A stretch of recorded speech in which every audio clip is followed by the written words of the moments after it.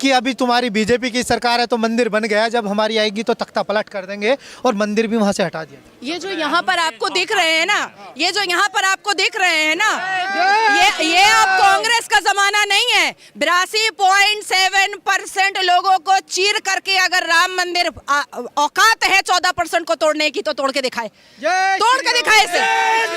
बहुत से ऐसे हिंदू हैं हमारे भाई बहन जो अपने ही देश का सम्मान करना नहीं जानते, अपने धर्म को आगे बढ़ाना नहीं जानते, और वही दूसरी तरफ मुसलमान हैं जो बहुत अच्छे से जानते हैं कि हम जिस देश में रह रहे हैं, जिस देश का हम नमक खा रहे हैं, हमें उसकी इज्जत करनी पड़ेगी और अपने धर्म में क्या सही है क्या गलत है उसके खिलाफ वो आवाज़ उठाते हैं और बढ़ चढ़ के आगे आके बोलते हैं। इक्वालिटी की तो मांग करते ही हैं, उसके साथ साथ वो जो देश का संविधान है उसे भी बहुत अच्छे तरीके से फॉलो करना जानते हैं। अपनी वीडियो शुरू करते हैं। अगर आपको वीडियो पसंद आए तो फटाफट से लाइक कर दीजिए, कॉमेंट में जय श्री राम ज़रूर लिखिएगा और सब्सक्राइब कीजिएगा मेरे चैनल को। चलिए शुरू करते हैं।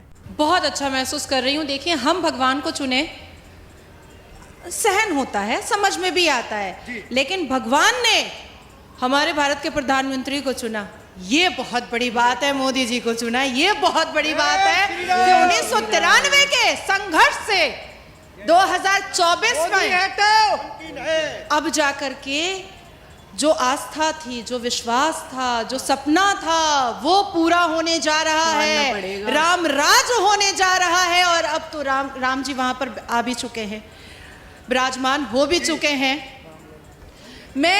मुझे ऐसा लगता है कि ये बहुत पहले हो जाना चाहिए था। सनातनियों को उनका हक बहुत देर से मिला है, बहुत देर से मिला है। आज अगर मेरी माँ को या मेरी नानी को, मेरी दादी को अगर कोई मक्का मुअज़्ज़मा जाने से रोक रहा होता तो मुझे कैसा लगता, मुझे कितना बुरा लगता कि नहीं आप मदीना नहीं जा सकती हैं, नहीं आप मक्का नहीं जा सकती हैं, आपको नहीं जाने देंगे, तो मुझे बुरा लगता ना। तो कितने साल आप लोगों ने इंतजार किया, कितने साल इंतजार किया। कभी कभी सोचती हूँ तो आंखों में पानी आ जाता है कि ना जाने कितने महंतों ने और संतों ने अपनी जान गंवाई, कितने राम के भक्तों ने अपनी जान गंवाई, तब जा करके आज इतने लोगों को ये दिन देखने को मिल रहा है। और भगवान राम सिर्फ सनातनियों के नहीं है, भगवान राम हम जैसे शिक्षित और इस राष्ट्र और इस भूमि से मोहब्बत करने वाले मुसलमानों के भी हैं। हमें भी पूरी श्रद्धा और आस्था है उन पर, हमें भी पूरा विश्वास है उन पर। और इसीलिए मैंने कहा कि 411 सीटों से जब मोदी जी दोबारा शपथ लेंगे तो सबसे पहले नाजिया माथा टेकेगी भगवान राम जी के मंदिर में। मुस्लिम होकर के मंदिर में जाओ। लो, कोई पहली बार थोड़े ही हो रहा है। और मुस्लिम होकर के मैं मंदिर क्यों नहीं जा सकती हूँ भाई? क्या मैं आफ्ताब की तरह बोटियां कर रही हूँ? क्या मैं नासिर खान की तरह बलात्कार कर रही हूँ, या अवैसी की तरह भारत के माहौल को भड़काऊ भाषण दे करके खराब कर रही हूँ, या लैंड माफिया खोल करके बैठी हूँ वक्फ बोर्ड की तरह, या हलाल सर्टिफिकेट की तरह जाली धंधा कर रही हूँ, या हलाला के नाम पर प्रोस्टिट्यूशन करवा रही हूँ? मैं तो ऐसा कुछ नहीं कर रही हूँ। मैं तो आस्था और विश्वास की जगह पर आ रही हूँ, एक पाक जगह पर आ रही हूँ, एक पवित्र जगह पर आ रही हूँ। मैंने क्या गलत किया? मैंने कुछ भी गलत नहीं किया। नहीं लगता मैम ऐसे बोलते हुए कहीं फतवा ना जारी हो जाए? फतवा जारी होगा तो भारत में जितने कोर्ट है उसी में चप्पल घिसवा दूंगी। कितनी कॉन्फिडेंट है यार, ये कितनी औसम है लड़की। अगर एक मुस्लिम महिला हिंदू के भजन को गा देती है तो उसके लिए फतवा जारी हो जाता है, और आप खुलकर बोल रही हैं। हाँ, मैं तो खुलकर बोलूंगी, एकदम खुलकर बोलूंगी, काहे नहीं बोलूंगी? कौन रोक सकता है मुझे? अवैसी साहब के पास, मदनी साहब के पास, बर्क साहब के पास बहुत बड़ा फ्रीडम ऑफ स्पीच है। आर्टिकल 19, 14, 21, 22, 29 मेरे लिए नहीं है। काहे नहीं होगा मेरे लिए? मेरे लिए नहीं होगा। बहुत बढ़िया। हम भी फ्रीडम ऑफ स्पीच पे बात करेंगे, फ्रीडम ऑफ स्पीच पे बात एकदम। और मैंने तो संविधान पढ़ा हुआ है। अवैसी अगर बैरिस्टर है तो नाजिया कोई जाहिल अनपढ़ तो नहीं है कि वो समझा देंगे भाई मेरा फ्रीडम ऑफ रिलीजन है, मेरा फ्रीडम ऑफ स्पीच है। तो मेरा कहाँ चला गया? मेरा कहाँ चला गया? मैं जाकर के सीरिया में ढूंढूं क्या अपना फ्रीडम ऑफ स्पीच? मैं सीरिया में ढूंढूंगी क्या? फ्रीडम ऑफ स्पीच की बात कर रहे हैं तो बात भाईचारे की करिए ना। ये तो कहीं ना कहीं बोल रहे हैं कि धर्म के नाम पर, मंदिर मस्जिद के नाम पर बार बार माहौल खराब होता रहा। चलिए भाईचारे की बात करते हैं। ज्ञानवापी दे दो बिना लड़े। बहुत बढ़िया। भाईचारे की बात करते हैं, भाईचारे की बात करते हैं ना। सनातनी बेटी श्रद्धा की बोटियां करके आफ्ताब को फिर ससुराल भेज दिया गया, जेल। हमारे और आपके टैक्स के पैसे पे उसको दामाद बना करके रखा गया जेल के अंदर। कटवा दो, औजार बना दो नामर्द, क्योंकि इस्लाम तो यही कहता है, इस्लाम तो यही कहता है ना कि बलात्कारियों को नामर्द बना दिया जाए। सऊदिया का कानून भी यही कहता है और हमारे अल कुरान 30 पारा भी यही कहता है कि अगर कोई भी मुसलमान मर्द जिना करता है तो उसको नामर्द बनाया जाए। बना मैं लिस्ट दे देती हूँ बलात्कारियों का, मुसलमान बलात्कारियों का। आपने ज्ञानव्यापी की बात की कि ज्ञानव्यापी दे दो, भाईचारे की बात करेंगे, शुरुआत करेंगे। करते हैं शुरुआत ना। वैसे साहब ने कहा था कि 1991 का जो वर्शिप एक्ट है उसका उल्लंघन है ये।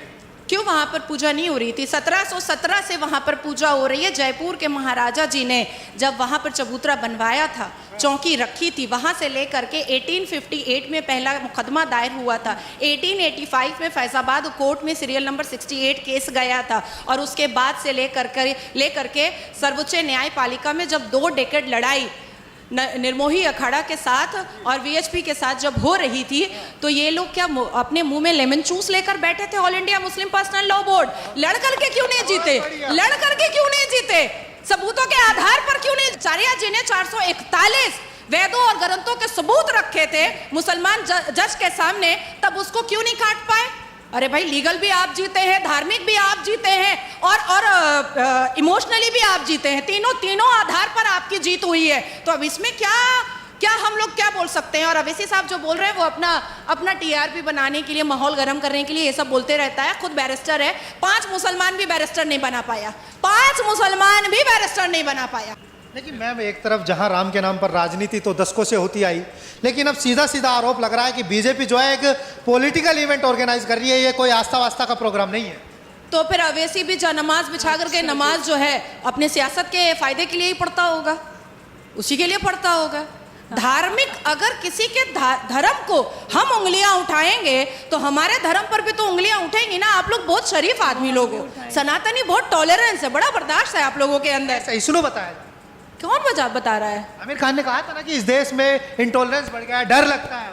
यहाँ का नमक खा करके और यहीं के थाली में लुंगी उठा करके हगने वाले को मैं एकदम वैल्यू नहीं देती हूँ, एकदम वैल्यू नहीं देती हूँ। इसलिए लाल सिंह चड्ढा का मैंने लुटिया डुबो दिया था सारे स्टेट में केस करके, सारे स्टेट में मैंने केस करवाया था कि इसको बैन करो। अच्छा मैम, एक तरफ अभी बहुत पवित्र जगह हम लोग खड़े हैं, प्रभु हनुमान जी का ये स्थान माना जाता है, बहुत प्राचीन है। जब कहा जाता है कि कण कण में राम है, व्यक्ति व्यक्ति में राम है और राम की कोई अस्तित्व नहीं जान पाया, ना जान पाएगा, क्योंकि वो बिना आकार के होते हैं। आस्था तो यही कहती है।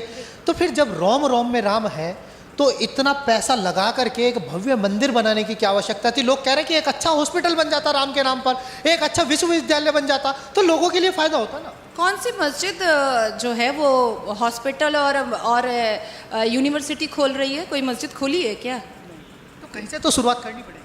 नहीं, सारी मंदिरें सरकार को टैक्स दे रही हैं, सारी मंदिरें यूनिवर्सिटी खोल रही है, कैंसर हॉस्पिटल खोल रही है, गुरुकुल खोल रही है। मंदिरें तो बहुत पार्टिसिपेट कर रही हैं, बहुत, और अपने पैसे से पार्टिसिपेट कर रही हैं। और राहुल बाबा के अब्बा जान ने बनवा दिया क्या मंदिर? अब्बा जान या पापा? अब्बा जान, पापा अरे कश्मीरी पंडित है। नहीं, उनके घर में उनके कौन है कश्मीरी पंडित? राहुल गांधी है, खानदानी मुसलमान है। हाँ, देखिए अंकल जी एकदम सही कहे हैं। 1954 लगता तेरे को मानो। सुनिए 1949 में अजमेर शरीफ गए थे नेहरू साहब। हाँ, नेहरू मामू बनाए हैं हम लोग सबको, आप लोगों को कुछ ज्यादा ही बनाए हैं। चाचा वो है नहीं, वो मामू बनाए हैं आप लोग सबको। अजमेर शरीफ गए 1949 में और 1950 में एक मंदिर का उद्घाटन हुआ था, वहां नहीं गए थे। 1955 में जब सऊदी अरबिया के शहजादे आ रहे थे तो सारी मंदिरों पे पर्दा ढक दिया था और ला इलाहा का बोर्ड लगा दिया था। 1966 में इंदिरा गांधी ने साधु स्लॉटर करवाया था। अब आप बताइए, अजमल खसब पे 30 करोड़ रुपया खर्चा करवाया गया था मेहमान नवाजी पर। अब आप बताइए उनको मैं अब्बा जान ना बोलूं तो और क्या बोलूं? अगर मुसलमानों से भी इतनी मोहब्बत होती ना तो कभी भी शाबानो सायराबानों को कलपता, रोता, तड़पता नहीं छोड़ते, कभी नहीं छोड़ते। वो तो कह रहे हैं कि हम भाईचारे की बात करते हैं, देश की एकता की बात करते हैं, अखंडता की बात करते हैं, और जबकि दो भाई एक दूसरे की शक्ल नहीं देख पाते हैं। मेनका गांधी और सोनिया गांधी भी एक दूसरे की शक्ल नहीं देखती है। वरुण गांधी और राहुल गांधी भी एक दूसरे की शक्ल नहीं देखते हैं। और भाईचारा, कौन सा भाईचारा भाई? निकले तो है भारत जोड़ो न्याय यात्रा पर, लोगों को न्याय दिलाने। पश्चाताप यात्रा है, पश्चाताप यात्रा। क्यों? क्योंकि जिनके पूर्वजों ने और बाप दादा ने, अब्बा जान ने सबसे ज्यादा अन्याय किया है, उसी की माफी के लिए यात्रा निकाल रहे हैं। और मैं और एक बात बता देती हूँ, 4000 किलोमीटर चले थे चवन्नी अठन्नी एक्ट्रेस को लेकर के, उसके बाद धीरज शाहू को लेकर के जो गड्डियों का साम्राज्य था, उसके बाद कन्हैया को लेकर के जो हिंदुस्तान तेरे टुकड़े होंगे इंशाल्लाह इंशाल्लाह का नारा लगाता था। क्या पाली है 3 राज ना मिला ना और 3 राज में क्या हुआ, मुंह के बल गिरे हैं। ठीक है, अब उनको और थोड़ा और यात्रा करने दीजिए। इस बार एकदम पत्ता साफ, कांग्रेस मुक्त भारत हो जाए कांग्रेस एकदम। और इसी प्राचीन हनुमान मंदिर को साक्षी मान करके मैं आपसे कहती हूँ कि पूरे अंगनाई में मैं दिया जलाऊंगी, पूरे अंगनाई में। चलिए आप तो जला लेंगे, लेकिन जो और अन्य मुस्लिम भाई हैं, जो मुस्लिम समुदाय के लोग हैं, उन्हें क्या करना चाहिए? देखिए, मैं किसी का ठेका लेकर के नहीं बैठी हूँ। मेरी बहनें जो मुसलमान बहनें हैं, आज देखिए मैं सुबह में न्यूज़ पे थी, मुजफ्फरनगर की बहनें जो हैं वो हाथ में मेहंदी लगवा रही हैं श्री राम भगवान जी का। ठीक है, श्री राम भगवान जी की मेहंदी लगवा रही हैं। और कुछ आए चुन्नू मुन्नू लुंगी छाप वाले जाहिले आजम ठरके आजम लोग आए थे, आ करके उनको धमकाएं कि अगर आप निकाह की हुई हैं तो आपका निकाह टूट गया, और अगर आप मुसलमान हैं तो आपका इस्लाम छूट गया। मैंने कहा कुरान के पन्ने में बता दो, सूरा नंबर बता दो, वर्सेस नंबर बता दो अरबा निस्फ सलासा कहाँ पर लिखा हुआ है, कौन से पारा में, वो बता दो। कोई भी हदीस का नंबर बता दो कहाँ पर लिखा हुआ, नहीं बता पाया तो मैंने कहा पतली गली से निकल जा भैया, झूठ झाट मत फैला। जिस प्रकार से राम मंदिर बन रहा है, लोग पूछते हैं कि इसका देश के जीडीपी में क्या योगदान? ले भैया, ये 3.5 करोड़ टूरिस्ट इस बार 2021 और 22 का डेटा आपको नहीं पता। नेहरू से लेकर के, राजीव गांधी से लेकर के, सोनिया के आंचल से जो मौन व्रत की सरकार निकली थी, तब जीडीपी कितना था पता है? 3%। 3% था, और आज कितना है? 7.9% है। और कल का डेटा देखिए, हम लोग फिर डिफेंस में 4थे पोजीशन पर। एक आलू बम फोड़ने से पहले भी ना लोगों का दिल फटने लगता है कि नहीं अब नहीं फोड़ेंगे। तो उन लोगों को क्या जवाब देंगे या संदेश देना चाहेंगे कि जहां से कहीं ना कहीं ये बात उठ के आई थी जब हम एक बार ग्राउंड पे थे कि अभी तुम्हारी बीजेपी की सरकार है तो मंदिर बन गया, जब हमारी आएगी तो तख्ता पलट कर देंगे और मंदिर भी वहां से हटा देंगे। ये जो यहाँ पर आपको दिख रहे हैं ना, ये अब कांग्रेस का जमाना नहीं है। 82.7% लोगों को चीर करके अगर राम मंदिर औकात है 14% को तोड़ने की, तो तोड़ के दिखाए इसे, दिखाए खाली दिखाए। सबसे आगे नाजिया इलाही खान खड़ी रहेगी। हमारा कुरान कहता है लकुम दीनकुम वलिय दीन, आप अपने धर्म की इज्जत करो और दूसरों को उसके धर्म की इज्जत करने दो। और मैं अपने आप को और मुसलमान अपने आप को इस अथॉरिटी की पोजीशन में लेकर आना छोड़ दें। कितने % मुसलमान? अरे एक्चुअली में 6% मुसलमान जो सुन्नी मुसलमान है ना, वही पाकिस्तानी दिमाग है। बाकी और कोई पाकिस्तानी दिमाग नहीं है, बाकी सब लिबरल है। और मैं हाथ जोड़ करके बोलती हूँ सुन्नी मुसलमानों को, दे दो राहुल बाबा को वोट दे दो, तुम्हारे वोट की जरूरत नहीं है हम लोगों को। हमारे पास है पारसी मुसलमान है, हमारे पास यहूदी मुसलमान है, हमारे पास देवबंदी मुसलमान है, हमारे पास 71 फिरका मोदी जी को बहुत पसंद करता है। 72वां जो फिरका आता है सुन्नी समाज, वो उसके अंदर डिक्टेटरशिप बहुत ज्यादा है। लेकिन तानाशाही का आरोप मोदी पर। कोई एक बात बताइए, क्यों 33% वुमेन रिजर्वेशन बिल पास कराना तानाशाही होता है? 3 तलाक से मुसलमान बेटियों को रिस्पेक्ट दिलवाना, 3 तलाक बैन करके ये तानाशाही होती है क्या? देश के जीडीपी बढ़वाना ये तानाशाही होती है क्या? मालदीव्स को 3 फोटोग्राफ से उसकी औकात याद दिलाना ये तानाशाही होती है क्या? पीओके में 24 सीटें के बारे में बात करना पार्लियामेंट के अंदर ये तानाशाही होती है क्या? पाकिस्तान के आतंकवादियों के आंख में आंख मिला करके ये कहना कि तुम घुसो कब्रिस्तान यही खोद देंगे, ये तानाशाही होती है। चीन पर क्यों चुप है? चीन पर कौन चुप है? चीन पे तो पाकिस्तान चुप है, क्योंकि चीन पाकिस्तान का आका है। चीन भी तो अरुणाचल प्रदेश में घुस रहा है। राहुल गांधी आरोप लगाते कि विदेश मंत्रालय सही आंकड़े नहीं देता।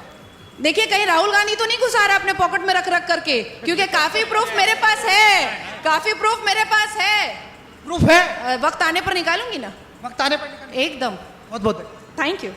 फ्रीडम ऑफ स्पीच किसे कहते हैं ना, वो ज़रा नाजिया खान से सीखिए। मतलब ऐसी बेटी हर मुसलमान घर में एक होनी चाहिए। मैंने अपनी पहले वाली वीडियो में भी यही बोला था। मतलब इतनी कॉन्फिडेंस सिर्फ मुस्लिम घर में नहीं, ये हिंदुओं के घर में भी ऐसी बेटी ज़रूर होनी चाहिए। भगवान सबको दे ऐसी बेटियाँ जो इतने कॉन्फिडेंस के साथ अपनी बात को खुल के आगे रखती है। और सिर्फ कॉन्फिडेंस भी फ्री का नहीं है, बंदी को इतनी एजुकेशन है ना, इतनी नॉलेज है, बहुत ही ज़्यादा पढ़ी लिखी है ये। और हर तरह का जवाब जो है, ये तो एक रैंडम इंटरव्यू था, मतलब बंदा प्रिपेयर्ड भी नहीं होता किसी चीज़ के लिए, उसमें भी इसने क्या फटफट जवाब दिया ना। सैल्यूट है इस लेडी को, मज़ा आ गया। और इनसे सीखो यार, इनसे सीखना चाहिए हम सबको। और ख़ास करके अगर ऐसी लड़कियां हर मुसलमान घर में है तो मुस्लिम्स को माइनॉरिटी बनने से और मुस्लिम को जो लोग ताड़ते हैं, गलत कहते हैं, वो सब बंद हो जाएगा। जो मुस्लिम परिवार आज 10-10 बच्चे पैदा करके बैठा है और उनसे भीख मंगवा रहा है, अपनी बेटियों की बचपन में शादियां करवा देते हैं, और भी बहुत सी गलत चीज़ें हो रही हैं, वो सब होना बंद हो जाएगा। और जो आदमी बाहर जाके गलत काम करते हैं, 4-4 बीवियाँ ला के बिठा देते हैं घर पे और अपनी बीवियों को मारते पीटते जो भी सब करते हैं ना, सब चीज़ें ठीक हो जाएंगी अगर हर घर में एक ऐसी बेटी आ जाए तो। रियल सेक्युलरिज्म जो है वो ये है कि तुम मतलब समझ पा रहे हो सही क्या है, गलत क्या है।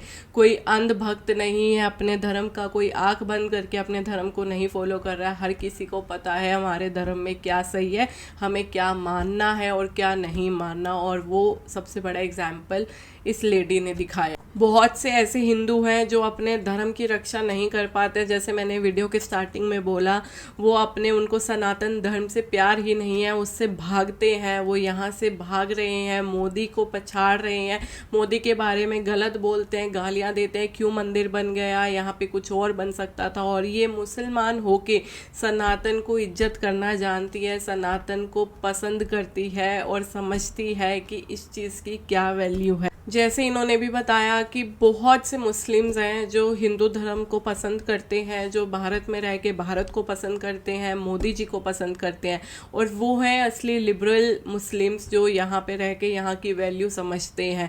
उसके अलावा अगर कोई है तो वो है जो 6% की कैटेगरी, जिनको इन्होंने सीधा बोल दिया कि हमें उनसे कोई वोट ही नहीं चाहिए, वो जिसको वोट देना चाहे वो दे सकते हैं। वो है बहुत ही बाउंडेड माइंडसेट वाले और असली पाकिस्तानी सोच रखने वाले। बाकी सब मुस्लिम्स जो है वो चीज़ों को सही गलत समझना जानते हैं। इसीलिए एजुकेशन बहुत ज़रूरी है, पढ़ना लिखना बहुत ज़रूरी है। अपनी बेटियों को पढ़ाओ, अपनी बेटियों को बचाओ, आगे बढ़ाओ इनकी तरह। ये सबसे परफेक्ट एग्जाम्पल है, सिर्फ मुस्लिम्स के लिए नहीं, हिंदुओं के लिए भी बहुत अच्छा एग्जाम्पल सेट कर रही है ये बंदी, जिस तरीके से ये आगे बढ़ती ही जा रही है। सो आज की वीडियो के लिए बस इतना ही। आई होप आपको वीडियो बहुत पसंद आया होगा। मुझे इतना पसंद आया ना, मुझे गूज़बम्स आ रहे थे इस लेडी की बात सुन के। मतलब इतनी ऑसम, इतनी नॉलेजेबल है ना ये लड़की कि दिल खुश हो गया इनकी बातें सुन के। सो आज की वीडियो को यहीं एंड करते हैं। वीडियो पसंद आई तो लाइक कीजिए, कमेंट में मुझे बताइए आपको क्या अच्छा लगा, और सब्सक्राइब कीजिए मेरे चैनल को। मिलते हैं नेक्स्ट वीडियो में। Till then take care, bye bye. जय हिंद, जय भारत, जय श्री राम।